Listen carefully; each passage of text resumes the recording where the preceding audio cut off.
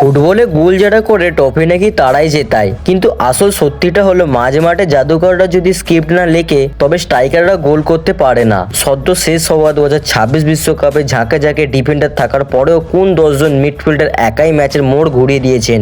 আজকের তালিকায় থাকা এই মিডফিল্ডারদের বর্তমান বাজার মূল্য শুনলে চমকে যাবেন। একজনের দাম তো প্রায় 1000 কোটি থেকে শুরু করে 2500 কোটি টাকা পর্যন্ত। কিন্তু স্ট্রাইকার না হয়েও কেন ক্লাবগুলো এদের পেছনে এত হাজার কোটি টাকা ঢালছে?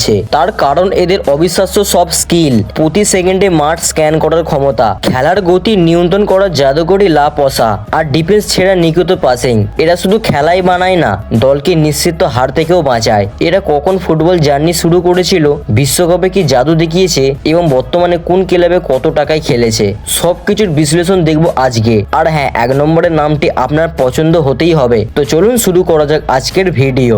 10 নম্বরে আছেন লুকাস পাকেতা। পাকেতার সবচেয়ে বড় শক্তি হলো তার সাম্বা ড্রিবলিং এবং নো লুক পাসিং। প্রতিপক্ষের 3 থেকে 4 জন ডিফেন্ডার যখন তাকে চেপে ধরে, তিনি শরীরের ভারসাম্য বডি ফিন্ট ব্যবহার করে এক নিমিষে ছিটকে যান। 2026 বিশ্বকাপে ব্রাজিলের আক্রমণ ভাগ যখনই খেই হারিয়েছে, পাকেতা তার উইং চেঞ্জিং লং বল দিয়ে আক্রমণ সচল রেখেছেন। অন্তত 3টি ম্যাচ নিশ্চিত পরাজয় থেকে বাঁচিয়েছেন তিনি। ব্রাজিলের বিশ্বখ্যাত ক্লাব ফ্লামেঙ্গো থেকে জার্নি শুরু করা এই তারকা বর্তমানে সেখানেই খেলছেন। ক্যারিয়ারে এখন পর্যন্ত তার গোল সংখ্যা প্রায় 85টিরও বেশি।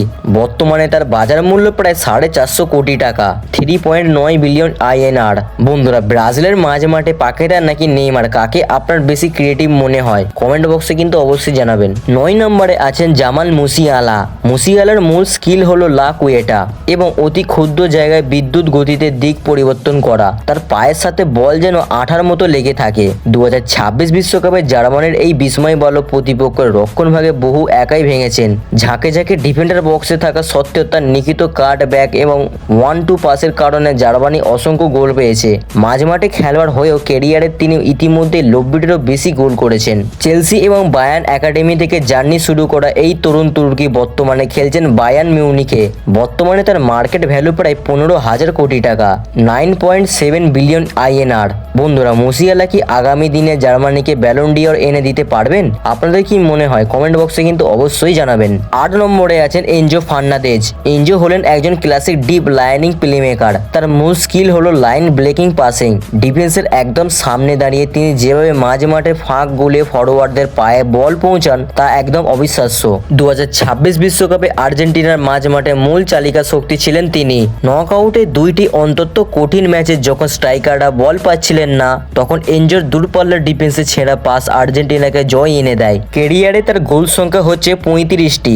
আর্জেন্টিনার রিভার প্লেট থেকে উঠে আসা এই তারকা বর্তমানে খেলছেন ইংলিশ জায়ান্ট চেলসিতে। বর্তমানে তার বাজার মূল্য প্রায় 9 কোটি টাকা, 6.0 বিলিয়ন INR। এনজো ফার্নান্দেজ নাকি রিয়েল মাদ্রিদের বাল ভাদ্দে, কাকে আপনি এগিয়ে রাখবেন কমেন্ট বক্সে কিন্তু অবশ্যই জানাবেন। 7 নম্বরে আছেন অ্যালেক্সি ম্যাক আলিস্টার। ম্যাক আলিস্টারের প্রধান স্কিল হলো তার ট্যাকটিক্যাল ইন্টেলিজেন্ট এবং হাফ স্পেস ডমিনেশন। মাঠের কোন জায়গায় দাঁড়ালে প্রতিপক্ষের পাসিং লেন বন্ধ করা যাবে তা তিনি খুব নিখুঁতভাবে বোঝেন। বিশ্বকাপে অন্তত 4টি ম্যাচে যখন আর্জেন্টিনা বিপদে পড়েছিল, ম্যাক আলিস্টার সাইলেন্ট কিলারের মতো প্রতিপক্ষের কাউন্টার অ্যাটাকগুলো রুখে দিয়েছেন।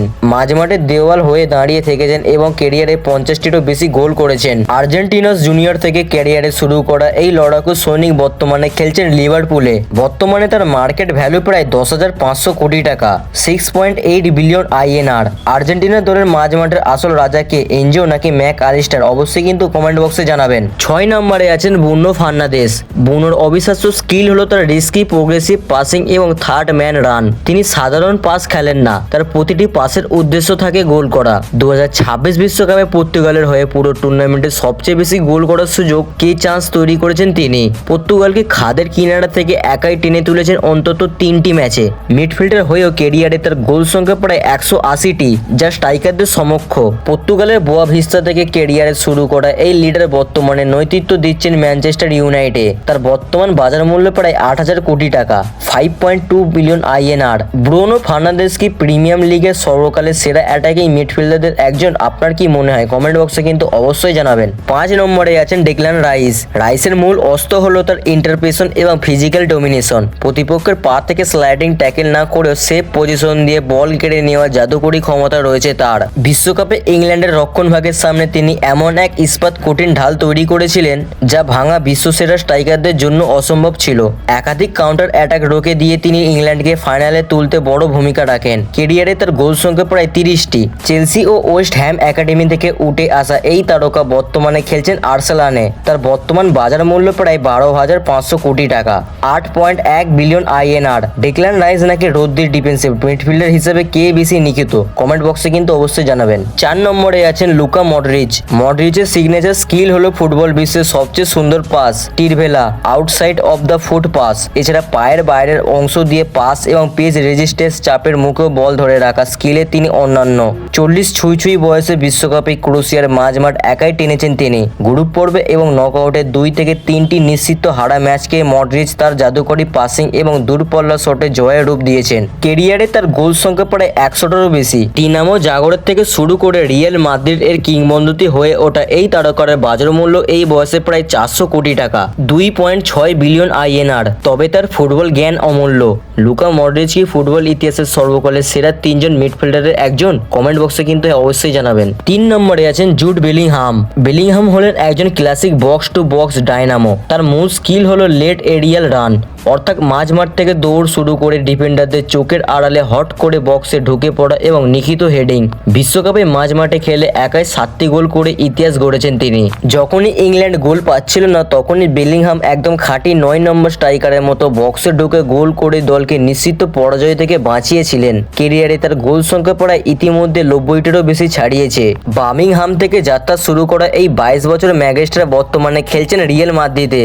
বর্তমানে তার মার্কেট ভ্যালু প্রায় 20,000 কোটি টাকারও বেশি, 13.0 বিলিয়ন INR। বেলিংহাম কি রিয়াল মাদ্রিদে পরবর্তী ক্রিস্টিয়ানো রোনাল্ডো হতে পারবেন? কমেন্ট বক্সে কিন্তু অবশ্যই জানাবেন। 2 নম্বরে আছেন পেদ্রি। পেদ্রির সুপার পাওয়ার হলো তার স্ক্যানিং এবং লা পসা। তিনি বল পাওয়ার আগে প্রতি সেকেন্ডে 3 বার মাথা ঘুরিয়ে পুরো মাঠ স্ক্যান করে নেন, আর বল পায়ে পাওয়ার পর খেলার প্রতি ইচ্ছা করে ধীর করে ডিফেন্ডারদের বিভ্রান্ত করেন। 2026 বিশ্বকাপে বিশ্ব চ্যাম্পিয়ন স্পেনের টিকি টাকা ফুটবলের মূল মাস্টারমাইন্ড ছিলেন তিনি। প্রতিপক্ষের 5 থেকে 6 জন ডিফেন্ডার যখন স্পেনকে চেপে ধরে রেখেছিল, পেদ্রি সেফ চোখের পলকে স্পেস খুঁজে পাস দিয়ে ম্যাচ বের করেছেন। ক্যারিয়ারে গোল 25টি হলেও তার অ্যাসিস্টের ক্ষমতা জাদুকরী। লাস পালমাস থেকে বার্সেলোনা এসে তাক লাগিয়ে দেওয়া এই মাস্টারমাইন্ড বর্তমানে বার্সেলোনার প্রধান চালিকা শক্তি।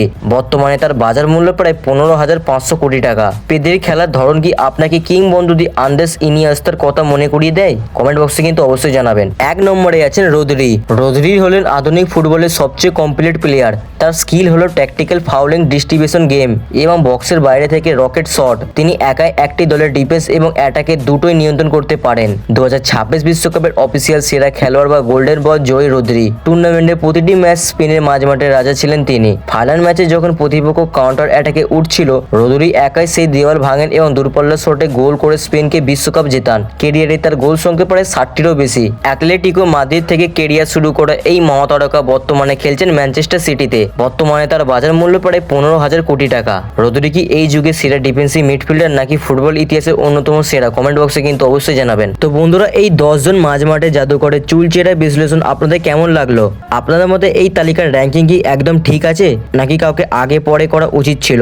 কমেন্ট বক্সে আপনার মতামত অবশ্যই কিন্তু জানাবেন। তা বন্ধুরা, ভিডিওটি ভালো লাগলে অবশ্যই কিন্তু লাইক দিন, বন্ধুদের সাথে শেয়ার করুন। চ্যানেলে নতুন হয়ে থাকলে অবশ্যই কিন্তু চ্যানেলটিকে সাবস্ক্রাইব করে পাশে থাকা বেল আইকনটি বাজিয়ে দেবেন। তা বন্ধুরা, দেখা হচ্ছে পরবর্তী কোনো ভিডিওতে। ততক্ষণ পর্যন্ত কিন্তু বাই বাই। ধন্যবাদ সবাইকে।